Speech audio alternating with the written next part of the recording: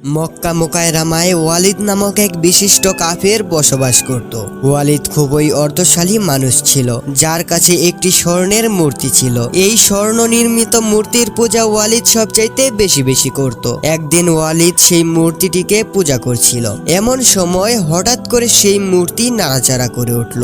মূর্তিটি হঠাৎ করে বলতে লাগলো, হে লোক সকল, মোহাম্মদ আল্লাহর রাসূল নয়, অতএব তোমরা তার কথা বিশ্বাস করবে না, তার কথা মতো তোমরা ইবাদত করবে না, তার কথা মতো তোমরা তোমাদের মূর্তি পূজা বন্ধ করবে না। এই কথা শুনে ওয়ালিদ একেবারে আশ্চর্যান্বিত হয়ে গেল।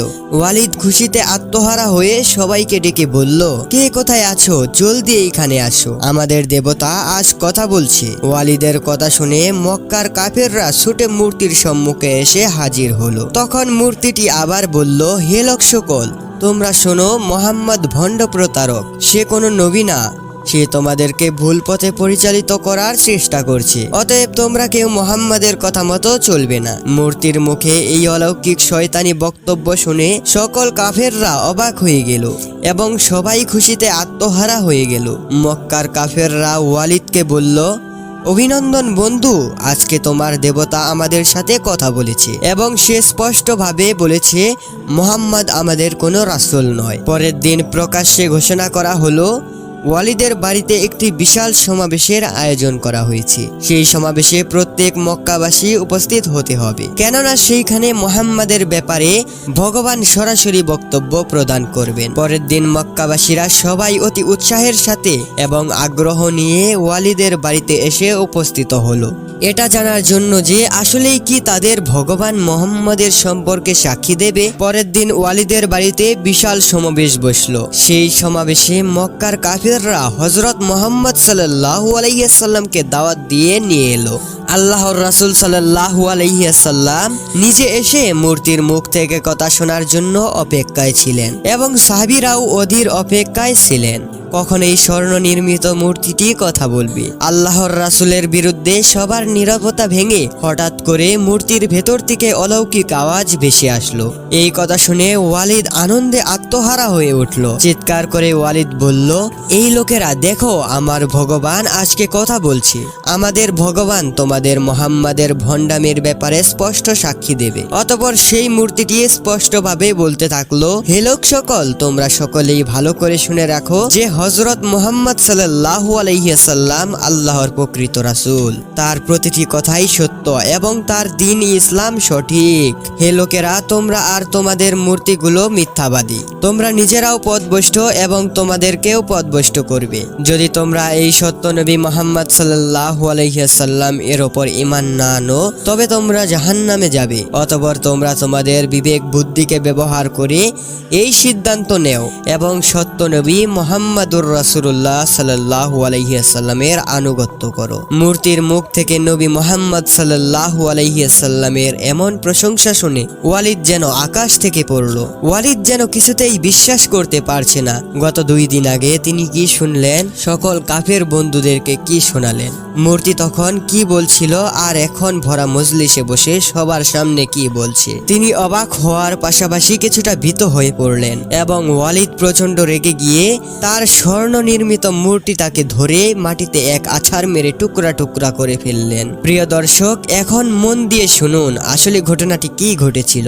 ওয়ালিদের বাড়িতে এই সমাবেশে রাসূল সাল্লাল্লাহু আলাইহি ওয়াসাল্লামকে অপমানিত করার জন্য নিয়ে আসা হয়েছিল, কিন্তু মূর্তির সাক্ষী অনুযায়ী মুহাম্মদ সাল্লাল্লাহু আলাইহি ওয়াসাল্লাম ইসলামের মর্যাদা আরো বেড়ে গেল। ওয়ালিদের বাড়িতে এই সমাবেশে রাসূল সাল্লাল্লাহু আলাইহি ওয়াসাল্লামকে অপমানিত করার জন্য নিয়ে আসা হয়েছিল, কিন্তু মূর্তির সাক্ষী অনুযায়ী মুহাম্মদ সাল্লাল্লাহু আলাইহি ওয়াসাল্লাম ও ইসলামের মর্যাদা আরো বেড়ে গেল। মূর্তির মুখে অলৌকিক কথা শুনে সেইখানে উপস্থিত কয়েকশো কাফির মুসলমান হয়ে গেল। সুবহানাল্লাহ, সুবহানাল্লাহ।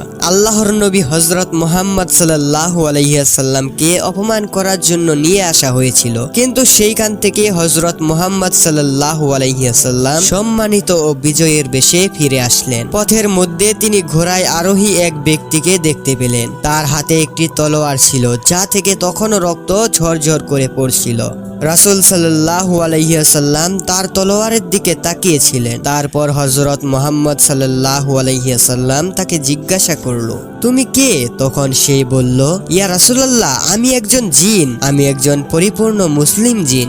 এক এবং অদ্বিতীয় সৃষ্টিকর্তায় বিশ্বাস করি এবং নবী মুহাম্মাদের ওপর ঈমান এনেছি। আমি তুর পাহাড়েই বসবাস করি। আমার নাম হলো মুহাইমিন আল আররাফ। আমি কয়েক দিনের জন্য বাহিরে কোথাও বেড়াতে গিয়েছিলাম।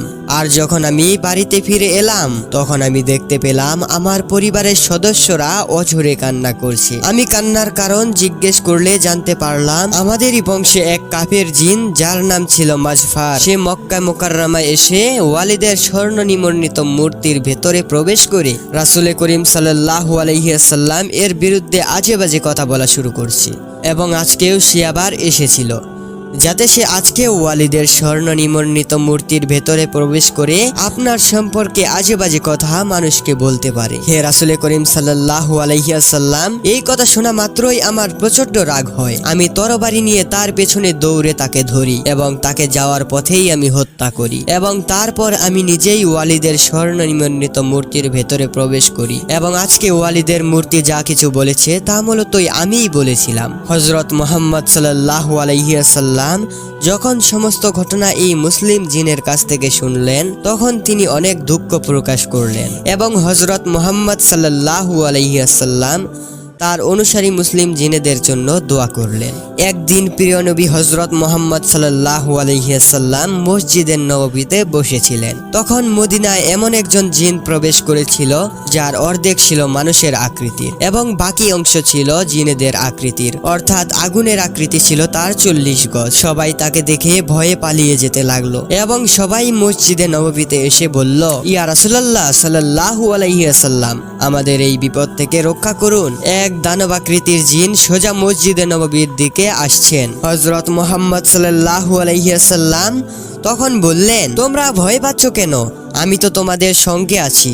আর সবচেয়ে বড় কথা হচ্ছে আমাদের সঙ্গে তো আছে মহান রব্বুল আলামিন। ইতিমধ্যেই সেই জিন মসজিদে নববীর ভেতরে প্রবেশ করে বলল, ইয়া রাসূলুল্লাহ সাল্লাল্লাহু আলাইহি ওয়াসাল্লাম, আমি আপনার কাছে একটি অনুরোধ নিয়ে এসেছি। তখন হযরত মুহাম্মদ সাল্লাল্লাহু আলাইহি ওয়াসাল্লাম তাকে জিজ্ঞেস করলেন, তোমার কি অনুরোধ বলতে পারো? জিনটি তখন বলল, ইয়া রাসূলুল্লাহ সাল্লাল্লাহু আলাইহি ওয়াসাল্লাম, আপনি দেখতে পাচ্ছেন যে আমার গাল থেকে রক্ত ও পুঁজ বের হচ্ছে এবং আমার হাত খেজুর পাতা দিয়ে বাঁধা।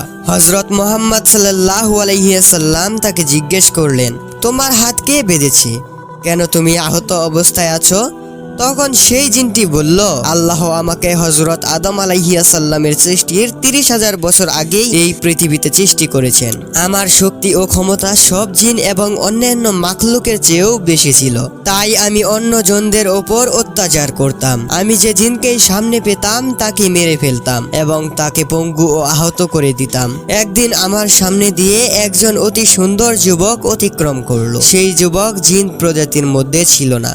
আমি তাকে হত্যা করার সিদ্ধান্ত নিলাম। তাই আমি সেই যুবকটিকে বললাম, আমি হয় তোমাকে হত্যা করব, না হয় তোমাকে পঙ্গু করে আহত করে দেব। সেই যুবকটি আমাকে জিজ্ঞাসা করলো, তুমি এই কাজটি কেন করবে? আমি তখন তাকে বললাম, এটা আমার শখ, আমি এই কাজটি অনেক উপভোগ করি। এ কথা শুনে সেই যুবক জিজ্ঞেস করলো, তুমি আজ পর্যন্ত মোট কতজনকে হত্যা করেছো এবং কতজনকে পঙ্গু ও আহত করেছো? তখন আমি উত্তর দিলাম, অগণিত ও অসংখ্য। সেই যুবকটি তখন বলল, আজ আমি সবার হিসেব মিটিয়ে দেব। যুবকের কথা শুনে আমি প্রচন্ড রেগে গেলাম এবং আমি তাকে আক্রমণ করলাম, কিন্তু সেই যুবক আমার আক্রমণকে ব্যর্থ করে দিয়ে আমার গালে এত শক্ত করে মজবুত চর মারলো, আমি সেই চরের আঘাতে জ্ঞান হারিয়ে মাটিতে পড়ে গেলাম। অতঃপর সেই যুবক আমাকে খেজুর পাতা দিয়ে বেঁধে দিল।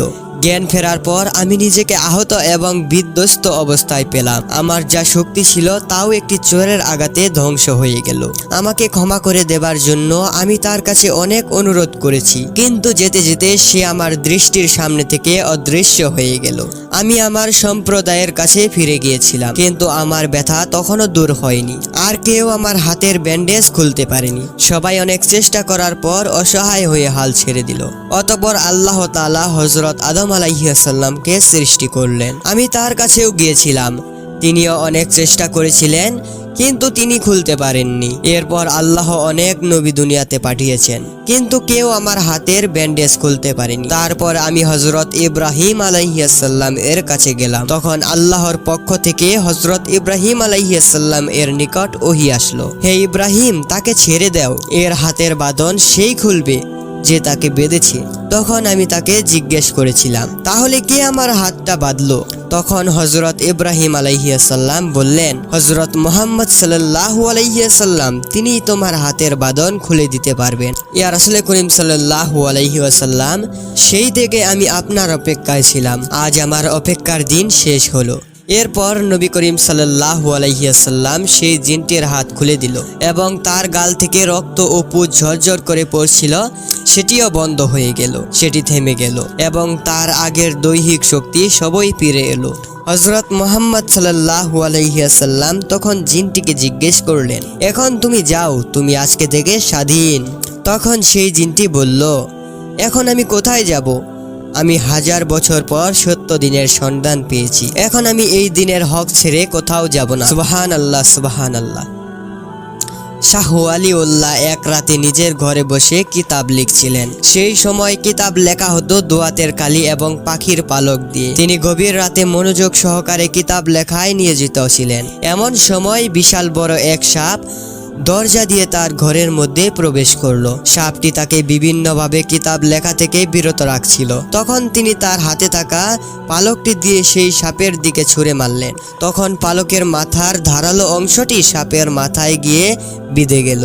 পালকের আঘাতে সাপটি তখন সেইখানে মৃত্যুবরণ করলো। সঙ্গে সঙ্গে সেই সাপ সেইখান থেকে অদৃশ্য হয়ে গেল। তখন শাহ ওয়ালিউল্লাহ তার বসার স্থান থেকে উঠে গিয়ে মৃত সাপটিকে খুঁজতে লাগলেন, কিন্তু অনেকক্ষণ খোঁজাখুঁজির পরেও তিনি সাপটিকে কোথাও খুঁজে পেলেন না। তাই তিনি আবার আগের জায়গায় এসে পুনরায় কিতাব লেখা শুরু করলেন।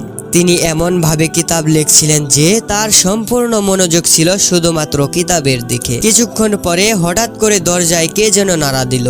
তিনি দরজা খুলে দেখতে পেলেন একজন সিপাহী দাঁড়িয়ে আছেন। সিপাহী তাকে লক্ষ্য করে বললেন, আপনি আমার সাথে চলুন, আপনাকে বাদশাহ সালামত ডেকেছেন। হযরত শাহ ওয়ালিউল্লাহ সাহেব তখন সিপাহীর সাথে রওনা হলেন।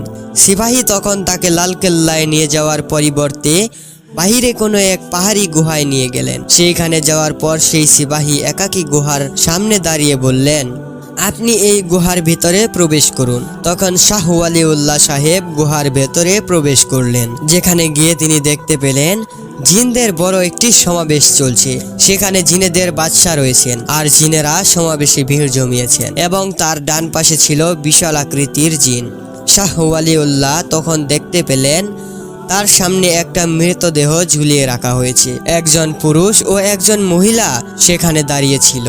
তারা হযরত শাহ ওয়ালিউল্লাহ সাহেবকে ইশারা করে বললেন, এই লোকটি আমাদের ছেলেকে হত্যা করেছে, আমাদের কিসাস পাওয়া উচিত। হযরত শাহ ওয়ালিউল্লাহ সাহেব তখন সবকিছুই বুঝতে পারলেন যে সেই সাপটি কোনো সাপ নয়, একজন জিন। এবং তিনি সেই জিনকে লক্ষ্য করে বললেন, তোমরা আমার কাছ থেকে কিসাস নিতে পারবে না, কারণ হাদিস শরীফে উল্লেখ আছে, কেউ যদি তার আসল রূপ পরিত্যাগ করে অন্য কারো সামনে আসে, এরপর সেই ব্যক্তি যদি ভুল বোঝাবুঝির কারণে তাকে হত্যা করে, তাহলে সেই হত্যাকারীর কাছ থেকে কোনো কিসাস অথবা রক্তমূল্য কোনোটাই নেওয়া যাবে না। জিনেদের বাদশা তখন তার ডান পাশে থাকা জিনকে জিজ্ঞেস করলেন, এই হাদিসটি কি বিশ্বনবী হযরত মুহাম্মদ সাল্লাল্লাহু আলাইহি ওয়াসাল্লাম এর হাদিস থেকে এসেছে? তাদের কথা শুনে মনে হচ্ছিল যে ওই সকল জিনগুলো সবাই মুসলমান। তাদের পাশে থাকা বড় জিনটি তখন বলল, হ্যাঁ, এটি রাসূল আকরাম সাল্লাল্লাহু আলাইহি ওয়াসাল্লাম এর হাদিস। যখন উভয় জাহানের সর্দার রাসূল করিম সাল্লাল্লাহু আলাইহি ওয়াসাল্লাম এই হাদিসটি বর্ণনা করেছিলেন, তখন আমি রাসূল আকরাম সাল্লাল্লাহু আলাইহি ওয়াসাল্লাম এর দরবারে বসেছিলাম। এই হাদিস আমি নিজের কানে শুনেছি। তখন জিনদের বাদশা ওই হাদিস শুনে শাহ ওয়ালিউল্লাহ সাহেবকে ছেড়ে দিলেন এবং ওনার কাছ থেকে কোনো কিসাস নিলেন না। সারা পেয়ে শাহ ওয়ালিউল্লাহ সাহেব সেইখান থেকে চলে গেলেন এবং আল্লাহর দরবারে অসংখ্য শুকরিয়া আদায় করলেন এবং নিরচ্ছিন্ন মনে সে বাড়িতে ফিরে এলেন। প্রিয় দর্শক, আজকের এই ভিডিওটি আপনাদের কাছে কেমন লাগলো? অবশ্যই আপনাদের মূল্যবান মতামতটি কমেন্টের মাধ্যমে জানান। ভালো লাগলে সাবস্ক্রাইব করুন পরবর্তী ভিডিওটি সবার আগে পাওয়ার জন্য। আজকের মতো আপনাদের কাছ থেকে বিদায় নিচ্ছি। পরবর্তীতে আরও একটি সুন্দর ভিডিও নিয়ে আপনাদের মাঝে হাজির হব। ততক্ষণে আল্লাহ হাফেজ। আসসালামু আলাইকুম ওয়া রাহমাতুল্লাহি ওয়া বারাকাতুহু।